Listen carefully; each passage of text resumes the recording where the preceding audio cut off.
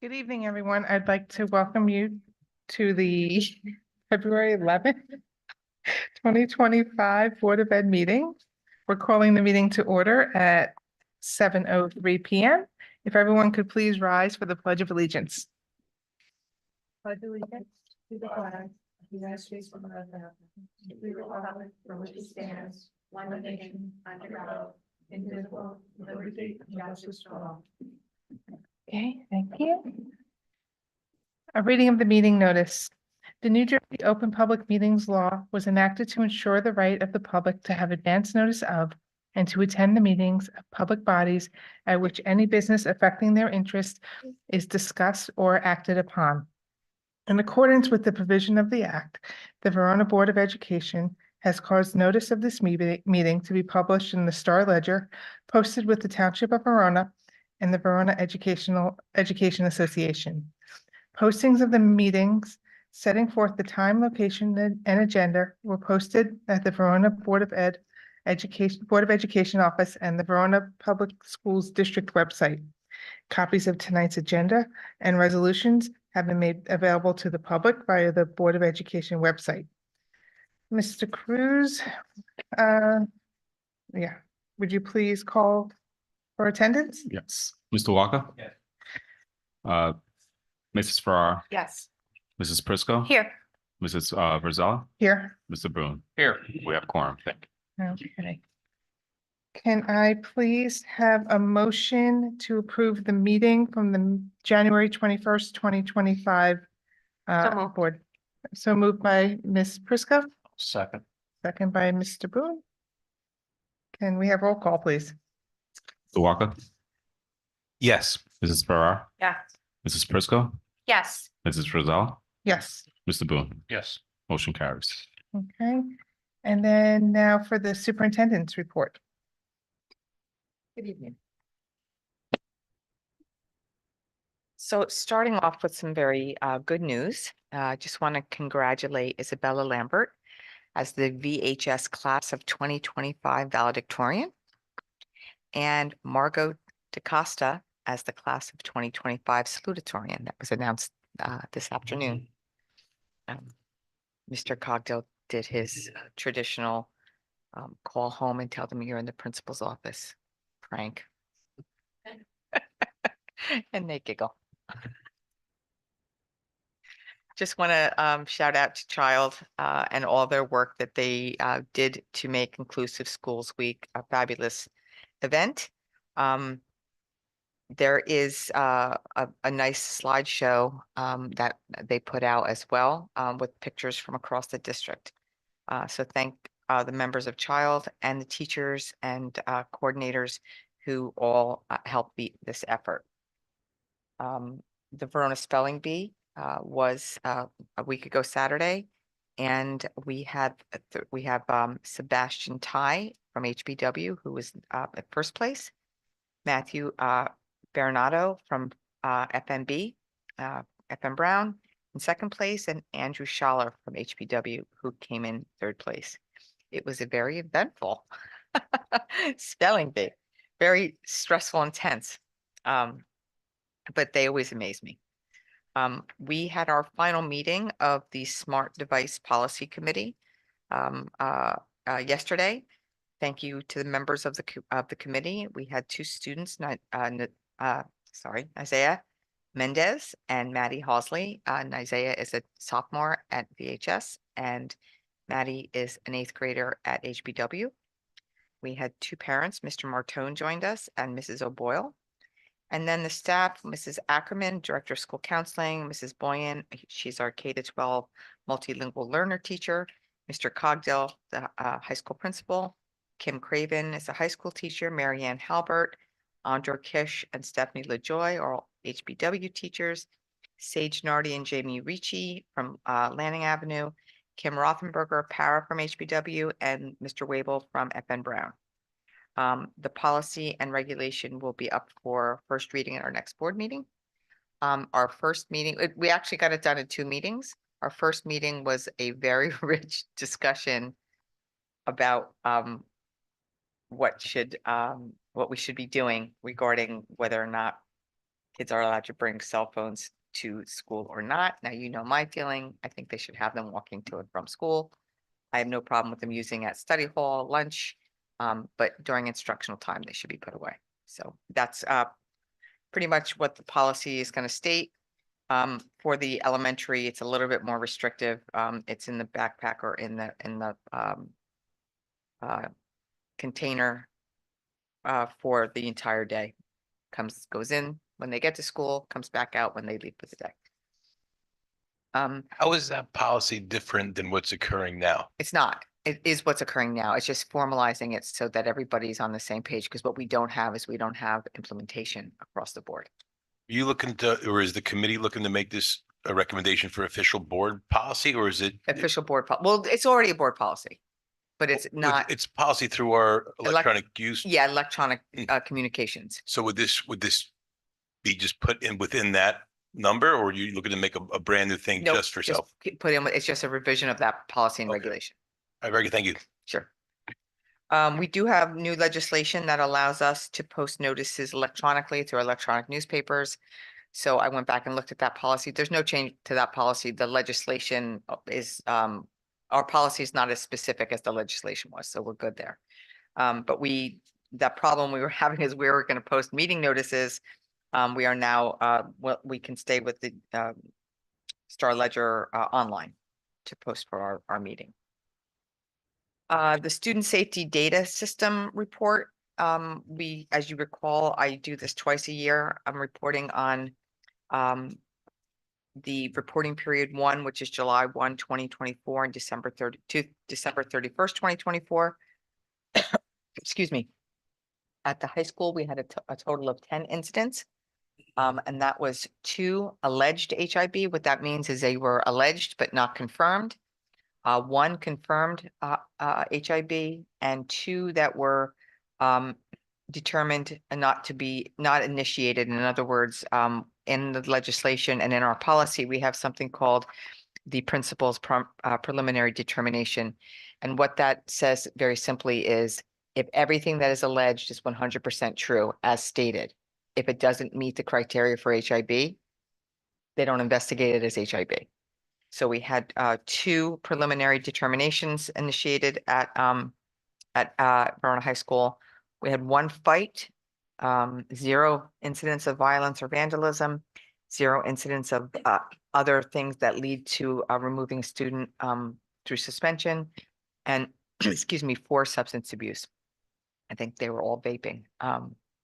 That's good because that is down from 21 incidents last year, which included 7 HIB alleged, 5 HIB confirmed, 5 preliminary determinations, 1 fight, 3 other incidents leading to removal. So, and that's very consistent across the school district. So for HBW, we had 5 total incidents, 0 alleged HIB, 0 confirmed HIB, 1 preliminary determination, 2 physical altercations, 1 other incident leading to removal, and that happened to be insubordination, pretty severe. And then 1 act of school vandalism, no substance abuse. That's down from 17 occurrences last year, which included 3 HIB, 3 alleged, 4 preliminary determinations, 3 physical altercations, 3 other incidents leading to removal, and 1 incidence of vandalism. At Brookdale, we had 1 incident reported, and that was a preliminary determination. And that's it. Nothing at Lanning, nothing at Forest, nothing at FN Brown. This is more than 50% reduction in those incidents that need to be reported to the state through the Student Safety Data System, or the SSDS. One question on this, and it might be a moot point considering the low number of fights at the high school and junior high, but do we, or do you categorize the cause or the reasons for the fights, just in case that if there are multiple events that we're able to track, you know, if there's a consistency among those? Yes, so they're tracked in Genesis, pretty lengthy description of what happened. And we also have to, when we report this to the Student Safety Data System, have to put you know, a detailed entry into that as well. So yes, we can track that. More good news, the Verona Environmental Commission hosted the Junior Environmental Commissioner Program throughout the 2024 calendar year. And Jessica Pearson, who is Chair of the VEC, emailed me yesterday and said that they we reported this last year, but Cece Manis and Nia Pillari both participated in the Junior Environmental Commissioner Program. And Jessica Pearson said that they were both, couldn't say enough about these two young women. They are both highly motivated, interested, service-minded, and hungry to learn. Each was also given a slot on their monthly agenda to lend their thoughts, ideas, or innovations to the planned events or topics. They were great representatives to the VEC. And for us as a board, this is perfect evidence of implementation of our strategic plan, because our strategic plan in goal area 4, community school relationships, objective 2 is encouraging students to seek opportunities to engage in community planning and events. So I'm happy to hear that. Always happy to get good reports like that. And we know we have students on the Verona Library Board as well. That's my report for this evening. Thank you. One question I have, and it would have been a lot more helpful if I thought of this, before now, so I don't expect like a detailed answer now. But I noticed that Strauss Esme came out with their recommended AI policy. Could you inform this board at some point what, if any, key differences are between what their recommended policy is and what Verona ended up creating? I can, and I can start quick. I have to dig deeper into it. Their AI policy started out as being much more, it's not good, like when calculators first came out. Our policy is much more about using AI and teaching students how to use this tool that's going to be ubiquitous, like a calculator and a spell check. I think and I didn't go back and check, I only saw the first draft as a policy. I think they added some of that education and how to use it appropriately. But I know at first it was all about cheating and plagiarism. That's why they changed their plagiarism policy as well.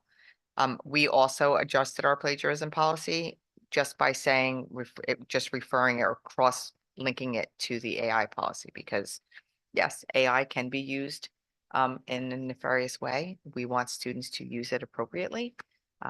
I use it almost every day. It's a great efficiency tool, but I'm not along the way of learning anymore in the same way. So it's easier for me to use it than it would be for students. But there's lots of good ways for students to use it. And we actually have, for our Ed Camp in March, we have Nicole Castelbono is going to be doing a workshop on using AI appropriately. And I was going to do one as well on how to use it for efficiency, teacher efficiency. And then we have Jen Kleinecht, who is offering a workshop in merging AI in Atlas, so that you can pull curriculum into AI to help support their understanding of how to write learning targets that are appropriately at the right taxonomic level. So I think people were afraid of it when it first came out, and now we're really seeing there's a lot of good uses for it. But I will delve into that policy and come back with a better answer than that. Sure. Thank you very much. Moving on, we have our student report. Mr. Ryan Gu. Strauss Esme did have our policy. They asked for it months ago. Yeah. We should have. We did not.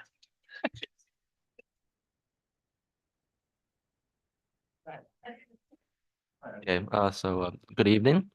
And so far in the world of athletics, sorry. We had some pretty notable achievements over the past month or two. And so our boys basketball team had moved on in the ECT, the Essex County Tournament, with a victory over West Side on Saturday and a victory against Newark Lab on Monday. I believe earlier today they were playing West Orange.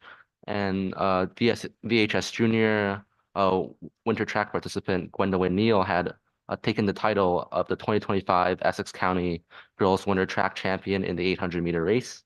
The girls swim team, for the first time in VHS history, has qualified for the state tournament, moving on to sectional finals after beating Parsippany Hills yesterday in the semifinals, and they will be facing West Morris in finals tomorrow. And our cheerleader team competed in the first ever out-of-state nationals in Orlando, Florida, which they took the title champion with first place in their traditional routine and second in their large varsity game routine.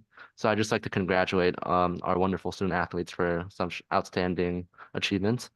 And I would also like to extend congrats to, of course, our VHS 2025 valedictorian, Isabel Lambert, and salutatorian Margot DaCosta. So congrats to both of them as well. And actually, Isabel Lambert is also in contention as a candidate in the prestigious U.S. Presidential Scholars Program, which is like a federal invitational program for distinguished graduating high school seniors.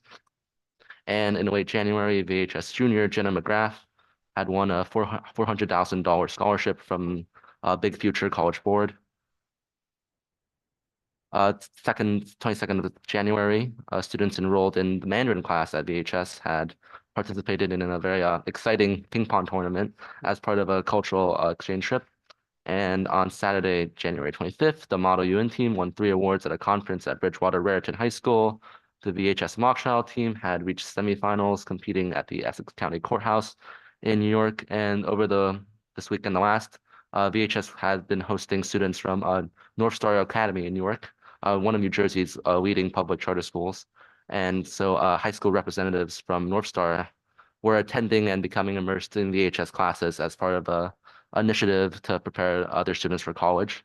And us VHS students are very grateful for the opportunity to be able to interact and guide such talented individuals. And that's all for my report for tonight. Thank you. Thank you very much.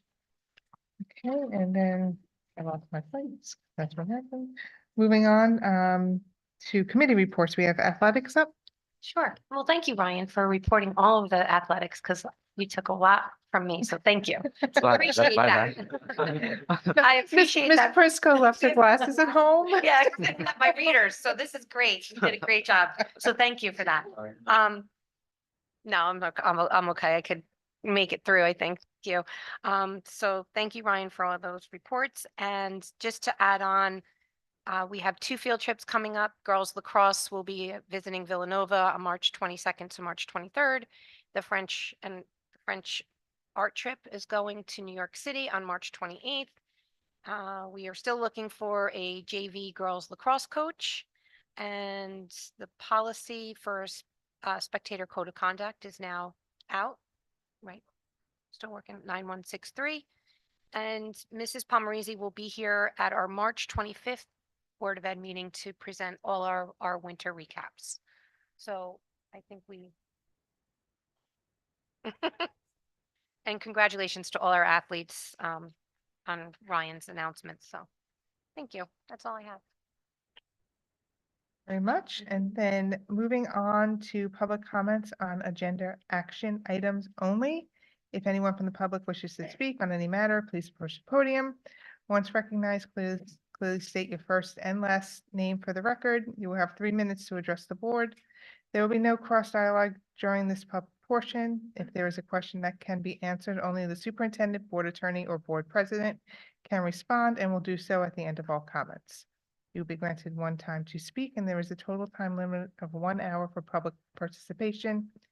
Again, please note there will be no back and forth, and we request that you remain respectful. Thank you.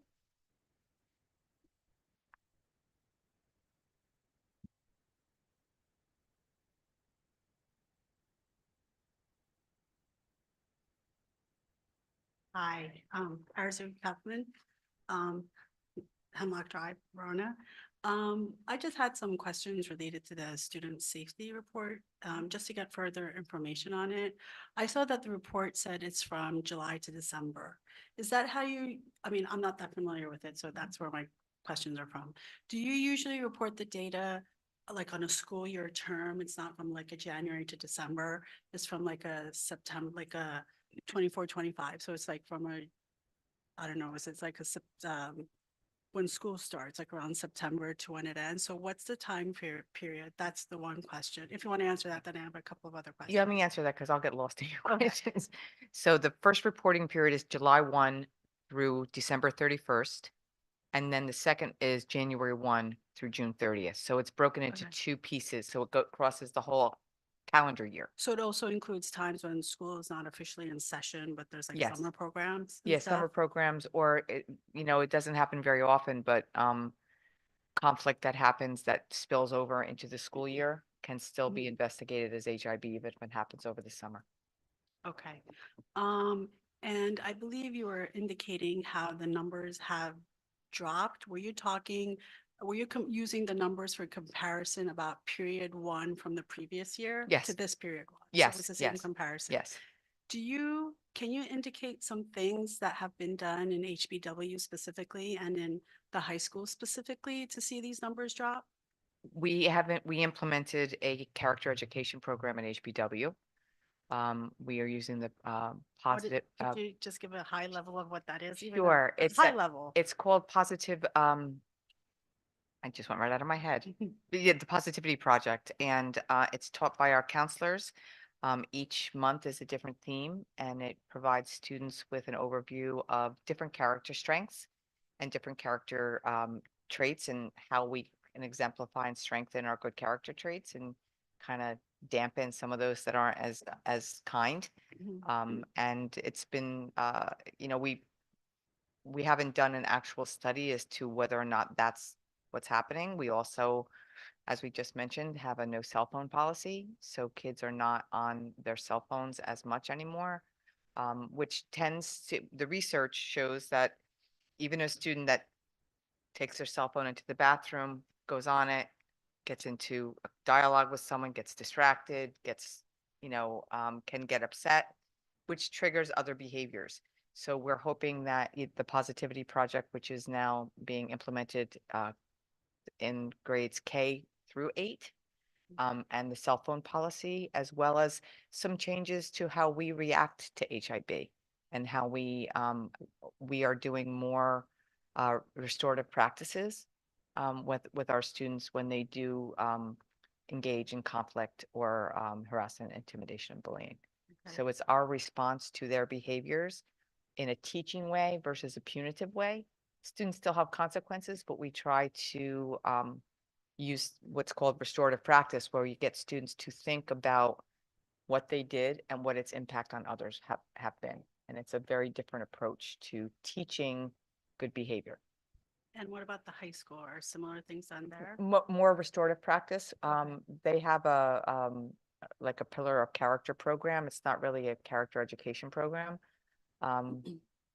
We really have great kids. I mean, I think I'm going to give them the credit for it.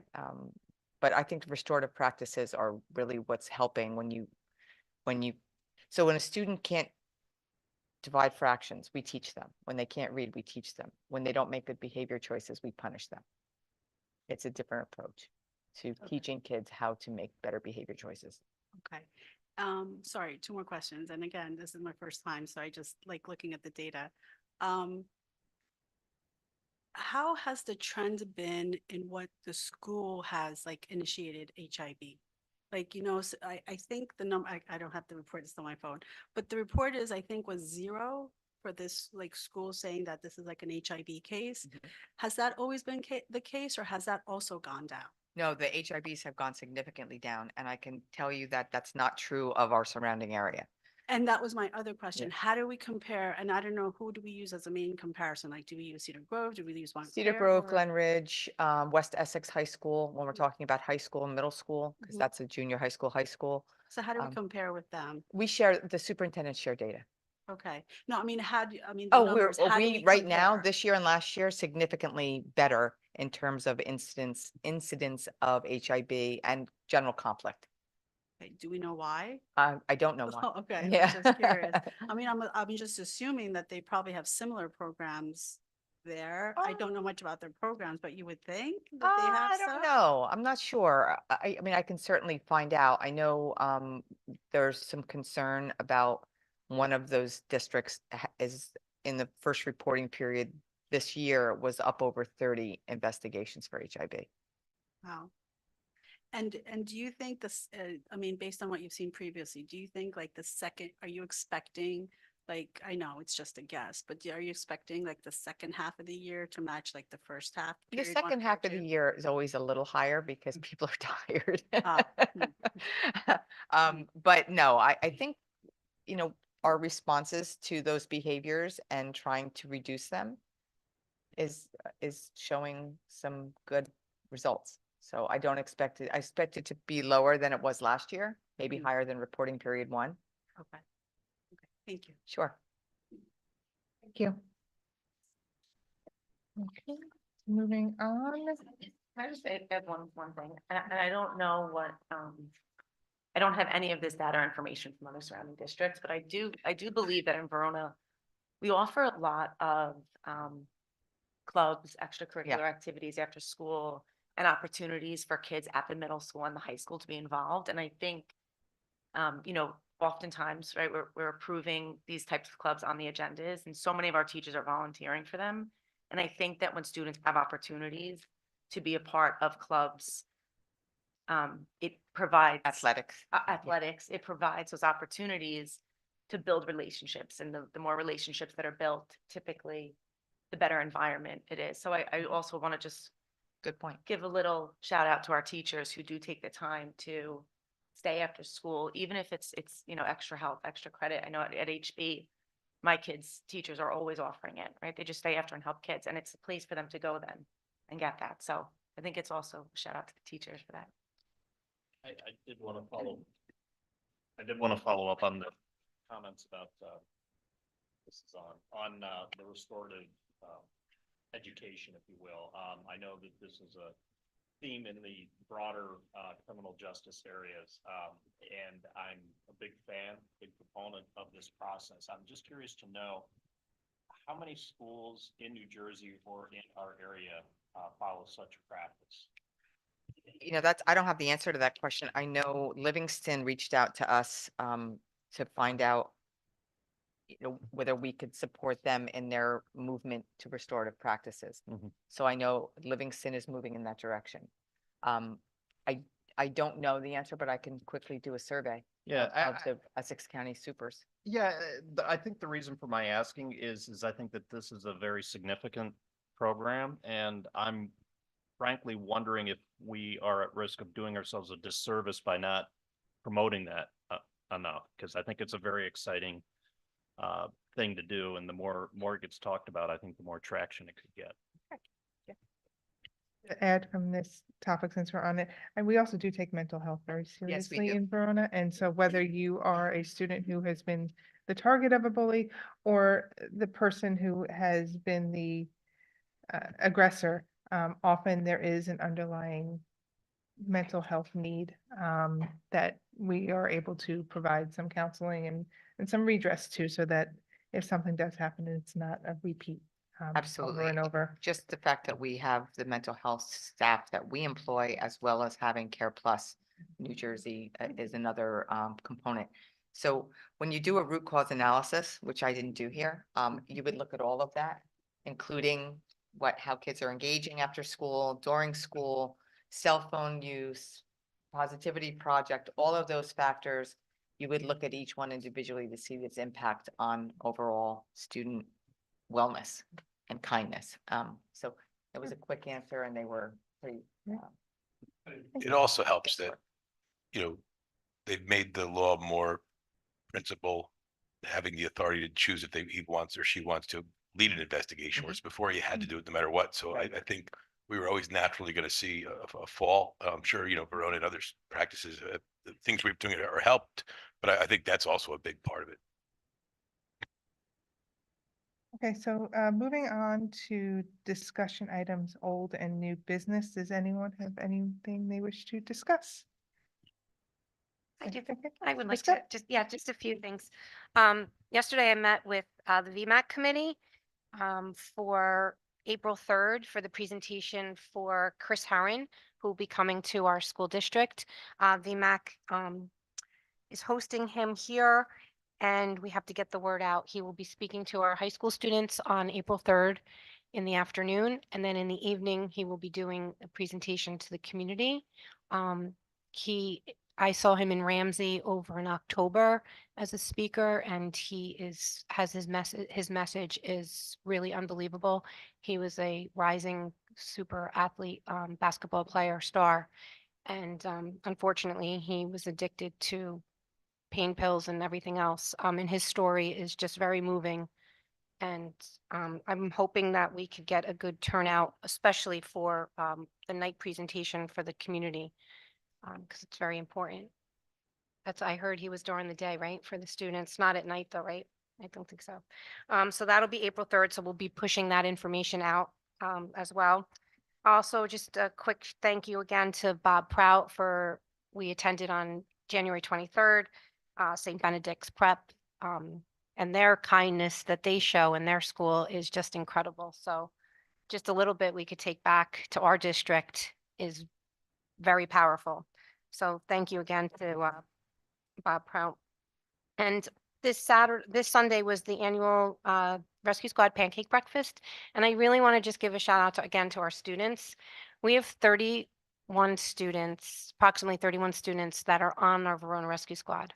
And they were there making pancakes, flipping eggs, flipping pancakes, making eggs. Yeah, I got it. So I just want to give a shout out to those students because it was just really, I know we have a lot of students, but I didn't realize how many we had. So I reached out to Mayor Tamboro and he gave me the number of 31. So congratulations to those students. And it was a great pancake breakfast. That's all I have.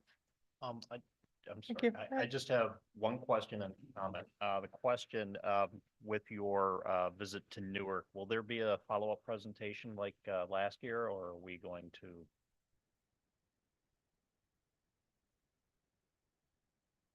Uh,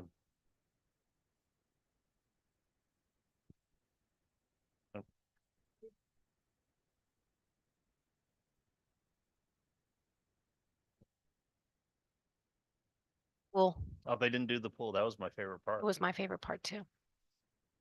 So. Um, and just the one comment, since we had a fair amount of discussion on cell phone policy, I would like to point the community. Last night on WNYC, there was a very nice roundtable discussion on this issue with the Newark superintendent, a Newark high school student, as well as a psychologist from Rutgers, and talked about the right ways to go about handling cell phones in schools. And it also talked a little bit about what parents can do to help their students navigate some of this too. So that it's a community response. Again, it was on WNYC. It's also on their website. If you just Google it or find it on the top of the WNYC, I strongly encourage everybody to check that out. Yeah. I agree with you. I think that, it is a community response because, there are a lot of benefits to cell phones, but we're all aware of the potential dangers. But I think what's really hurting our kids is staying up super late on Instagram reels and becoming almost addicted to that, and then coming to school tired the next day. And obviously their self-perception based on social media. So I think that, I think that this movement aims of banning cell phones in the schools. It comes from a good place, but I think like where we're really bleeding is what's happening with cell phones when the kids aren't in district, and that's I feel like that's still going to keep bleeding with this. And just to inform the board, well, thank you, Mr. Walker. That was actually very insightful. Sorry. That was very insightful without the, High praise. I just want to inform the board, I think some of you already. Micaiah, while she was in Verona to talk about the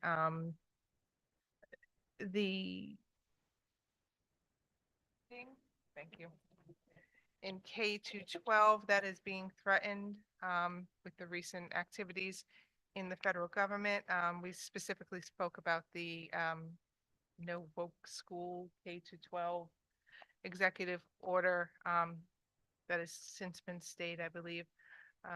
The purpose of the conversation was more about the funding aspect of it, because Verona does receive $680,000 approximately from federal funds, mostly for IDEA and Title I funds, which target our students with special needs and our low-income students and low-performing students. So these are our students that need the help the most, and they're the funding, we will figure out a way to do it, but it's funding that we need. But the Um, bulk of the funding is for special education, almost $600,000.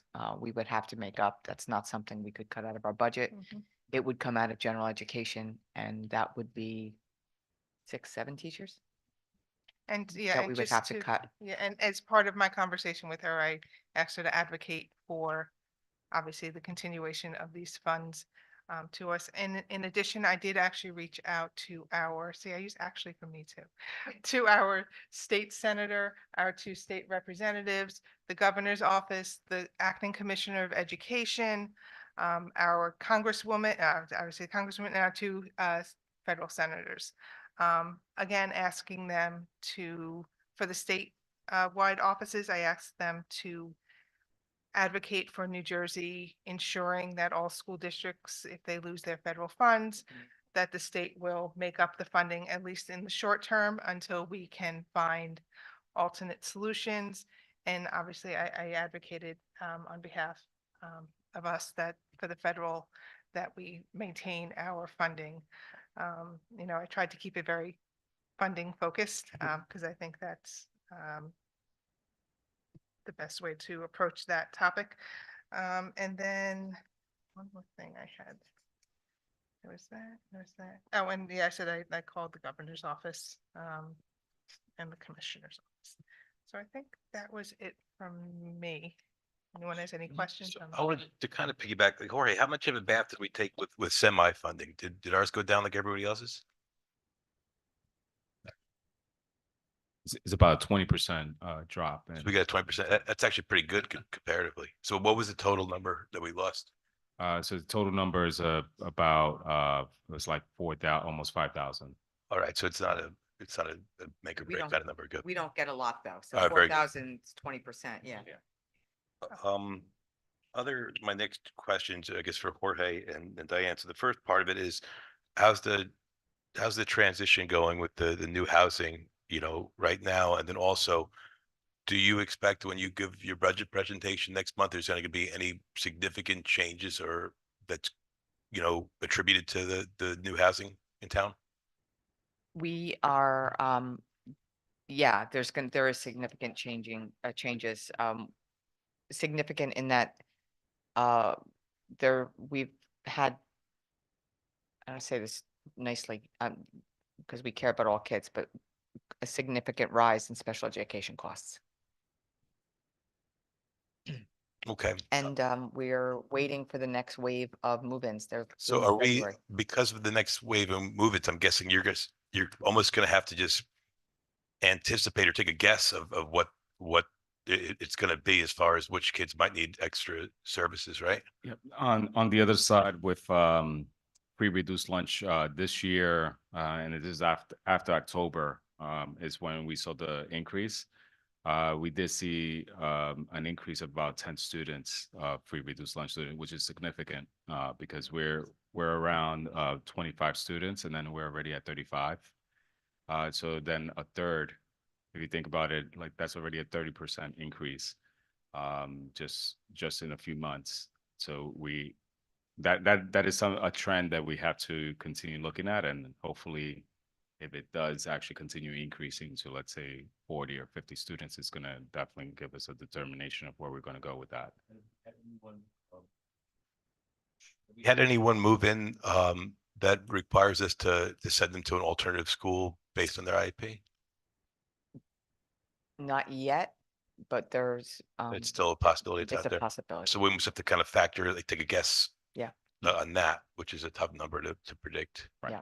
And, we will be increasing the number of teachers in the first grade at FM Brown. due to an increase in the number of multi-language learners in that school. So we are adding a teacher there, and we're keeping the 2 kindergartens as 2 first grades at Brookdale, so we could have overflow students into that program as well. So we've been, I feel like we've been talking about this for 5 years. yeah, at least 2 years. And pretty much everything that we anticipated Mm. is here. So now that we're officially here and it's happening, what does this look like for the schools for possible redistricting, anything like that? Are we, I can't even think about making those decisions until everybody's moved in. Right now, there's still only 15 units out of 90 something. so then do we think that by June? I think there's only 15 units where people actually have moved in. There was 10 in the first round. This pace, we might not even know by the fall. I don't know. By if the driving numbers are- by, I thought there were more. Yeah. And there may But- be, but when we first met with what's the name of the company, Pam? Conifer, I was gonna say Willow. When we first met with Conifer, this first round, they were opening 10 units. And then in the second round, it was gonna be another. Did they open more? Think so. I think the big building Is open? I think The it's pretty lights are much on. full. It coming in. seems They're like- starting yeah. to move in. Those are mainly, I think, one Oh, and some two. 1 and 2. All the 3-bedroom units, I believe, have been moved into. Okay.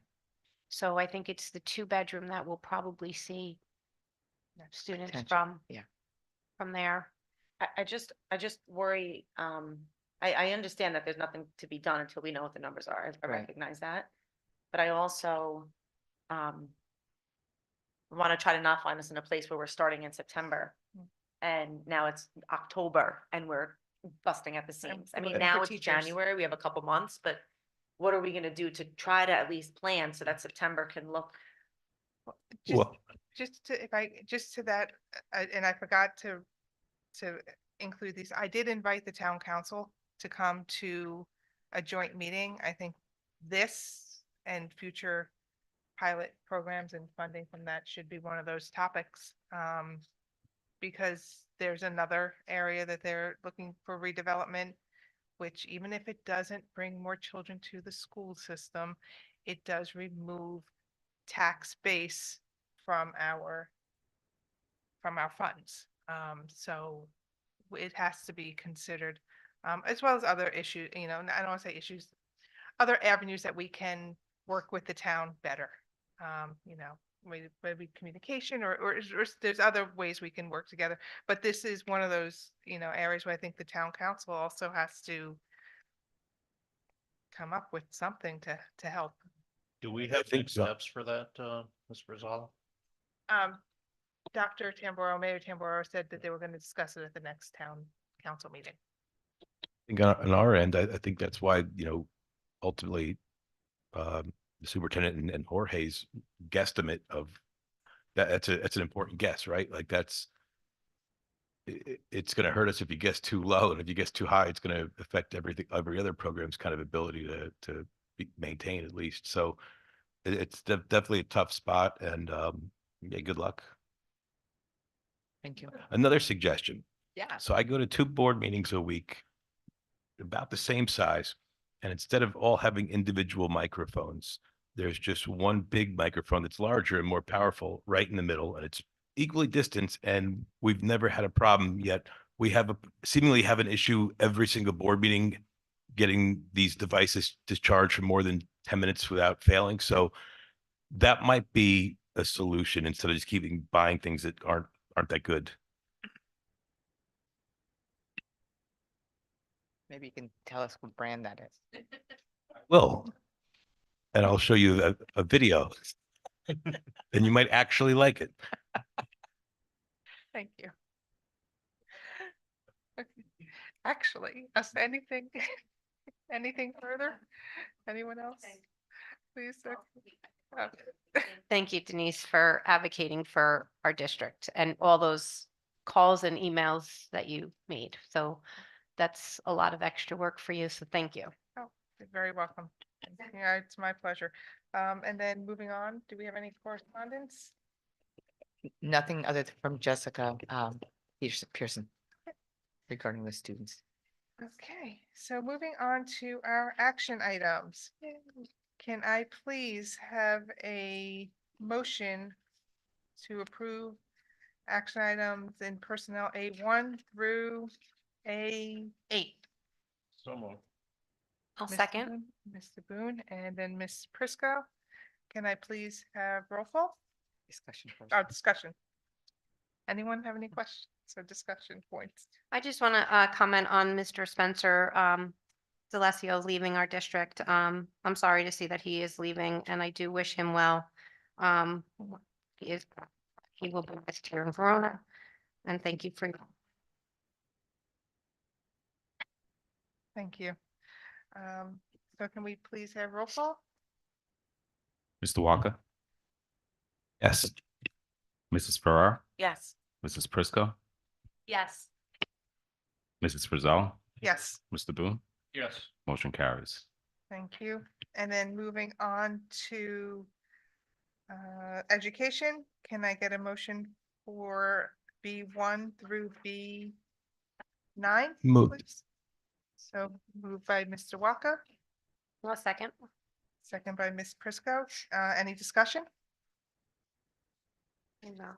I have two quick questions, one comment and then one question. One, I'm happy to see the student observer from Essex County College. Our county college system is excellent in New Jersey, and it's nice to see that students starting there are looking for careers that go beyond just a 2-year degree.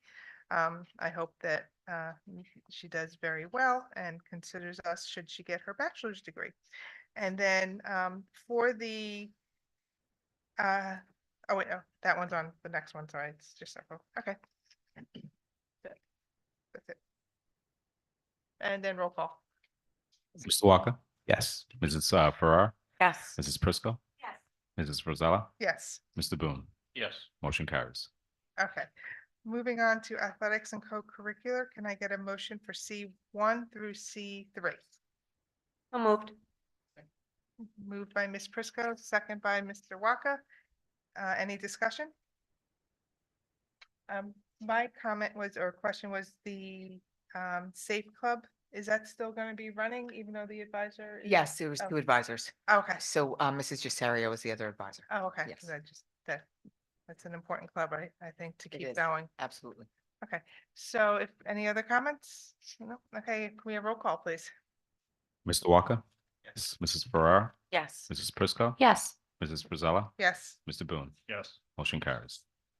Okay, and then moving, there's nothing in facilities, so moving on to finance. Can I get a motion for E1 through E8? So moved. Moved by Mr. Boone, I'll second. second by Ms. Ferrer. And any discussion? Okay, I just want to thank Beefy for their generous donation, as well as the F and Brown SCA. And then, and as always, the New Jersey State Bar Foundation for their support of our peer mediation program at FN. So can I get roll call? Mr. Walker, Yes. Mrs. Farrar, Yes. Mrs. Prisco, Yes. Mrs. Frizella, Yes. Mr. Boone, Yes. motion carries. Okay, and then moving on to governance and policy, can I get a motion for F1 through F5? Second. Moved by Mr. Walker, second by Ms. Prisco. Any discussion? Okay, hearing none, can I get roll call, please? Mr. Walker, Yes. Mrs. Farrar, Mrs. Prisco, Yes. Mrs. Frizella, Yes. Mr. Boone, Yes. motion carries. Okay, and then moving on to negotiations, can I get a motion for G1? So moved. Moved by Mr. Boone, I'll second. second by Ms. Prisco. Any discussion? Just thank you to everybody involved and thank you for pushing this over the finish line. We can take Dr. Lanzo out to Olive Garden. Applebee's. Applebee's. Yeah, I was gonna say, I don't think I want to. Was it, was it Applebee's? Actually. Why was I think, because my husband's obsessed with Olive Garden. Oh. I didn't even know those were legal in New Jersey. Ooh. Okay, can I have a roll call, please? Mr. Walker, Yes.